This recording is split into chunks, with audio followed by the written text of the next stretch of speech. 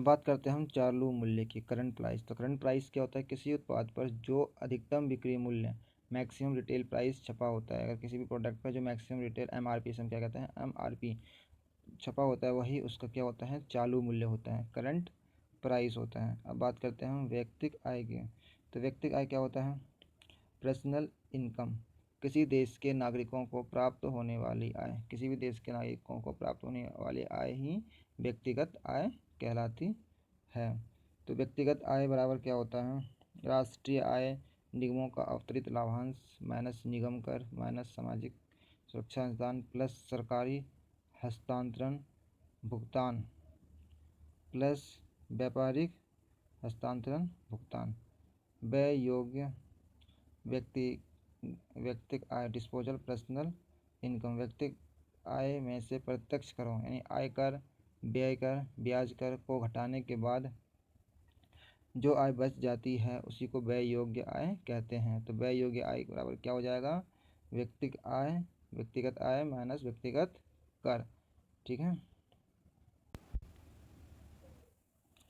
तो राष्ट्रीय आय ज्ञात करने की 3 विधि हैं: उत्पाद गणना विधि, आय गणना विधि और उपभोग बचत विधि। तो उत्पाद गणना विधि में क्या करते हैं हम? एक वर्ष में उत्पादित अंतिम वस्तुओं और सेवाओं का शुद्ध मूल्य ज्ञात करके उसके योग का अंतिम उपज योग कहा जाता है और यह जीडीपी को दर्शाता है। आय गणना विधि में क्या करते हैं? क्षेत्रों में कार्यरत व्यक्ति तथा व्यावसायिक उपक्रमों का शुद्ध आय का योग प्राप्त करते हैं। उपभोग बचत में कुल आय या तो उपभोग पर व्यय की जाती है अथवा बचत पर, अतः राष्ट्रीय आय कुल बचतों का योग होता है।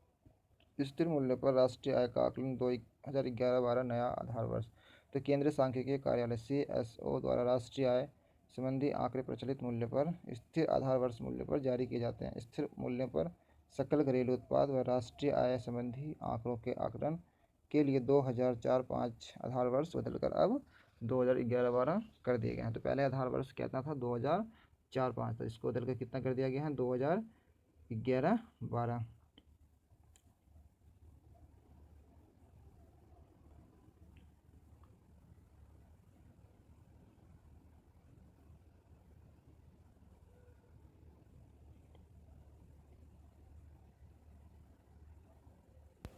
अब बात करते हैं हिंदू वृद्धि दर की।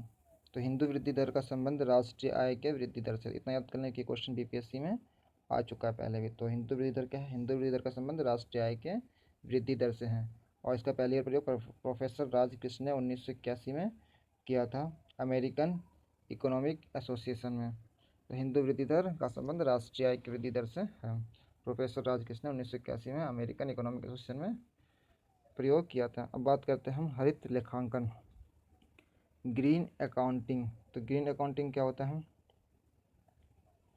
हरित लेखांकन राष्ट्रीय आय का आकलन की एक ऐसी विधि जिसमें राष्ट्रीय उत्पाद के वृद्धि में प्रयुक्त होते प्राकृतिक संसाधनों के अपचय लागतों का राष्ट्रीय उत्पाद में से घटाया जाता है। जिन प्राकृतिक संसाधनों की पुनः पूर्ति की जाती है उनकी पुनः पूर्ति के लिए किए गए प्रयासों पर आई लागतों को भी सकल राष्ट्रीय उत्पाद में समायोजित कर लिया जाता है। तो ग्रीन अकाउंटिंग में क्या होता है? जो भी हमारे प्राकृतिक संसाधन हैं, जो उनके लागत होते हैं, उनको राष्ट्रीय उत्पाद में से घटा दिया जाता है और उसकी पुनः पूर्ति करने के लिए जो भी प्रयास किए जाते हैं, प्रयास करने जो भी लागत आते हैं उसको सकल राष्ट्रीय उत्पाद में समायोजित कर लिया जाता है। तो ये हमारा क्या है? हरित लेखांकन। तो समझने वाली पॉइंट है यहाँ पे कि जो प्राकृतिक संसाधन हैं और उसकी जो अपचय लागत होते हैं, जो उसमें जो मतलब खत्म होता है, उसको राष्ट्रीय उत्पाद में से घटाते हैं और इनकी पुनः पूर्ति के लिए जो भी प्रयास किए जाते हैं, प्रयास करने में जो भी लागत आते हैं उसको सकल राष्ट्रीय उत्पाद में जोड़ देते हैं। ठीक है। तो ये हमारा क्या है? हरित लेखांकन। अब बात करते हैं हम हरित सकल राष्ट्रीय उत्पाद, ग्रीन जीएनपी। निश्चित अवधि में निश्चित समय में प्रति व्यक्ति संपदा से उसकी अधिकतम मात्रा से जिसे राष्ट्र की प्राकृतिक संपदा को स्थिर रखते हुए प्राप्त किया जा सकता है, GGNP अर्थात हरित सकल राष्ट्रीय उत्पाद का मूल्यांकन प्रत्येक 10 वर्ष बाद विश्व बैंक द्वारा किया जाता है। भारत के लिए यह $4,300 प्रति व्यक्ति 2001 में रही है। तो समझने वाली बात यहाँ पे याद रखने वाली बात है कि ये निश्चित समय में होता है। प्रति व्यक्ति संपदा राष्ट्र की प्राकृतिक संपदा को स्थिर रखना है हमें। ठीक है। और यह हर 10 वर्ष में किया जाता है, विश्व बैंक वर्ल्ड बैंक द्वारा किया जाता है। ठीक है।